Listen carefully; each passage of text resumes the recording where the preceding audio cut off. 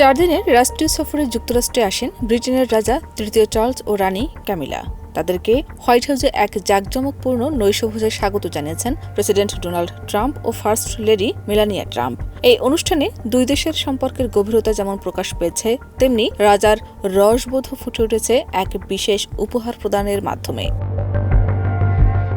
নৈশভোজে president Trump তার ভাষণে মধ্যপ্রাচ্য ও ইরানের বিষয়ে কড়া বার্তা দেন। তিনি বলেন, ইরানকে কখনোই পারমাণবিক অস্ত্র তৈরি করতে দেওয়া হবে না।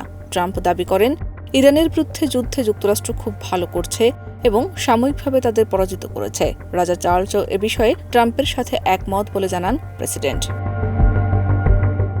নৈশভোজে রাজা চার্লস প্রেসিডেন্ট ট্রাম্পকে HMS ট্রাম্প নামক একটি ঐতিহাসিক ব্রিটিশ সাবমেরিনের আসল টাওয়ারের ঘণ্টা উপহার দেন।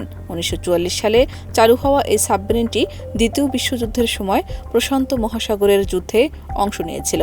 সাবমেরিনটির নামের সঙ্গে প্রেসিডেন্টের নামের ব্যক্তিগত কোনো যোগসূত্র না থাকলেও উপহারটি ছিল প্রতীকী।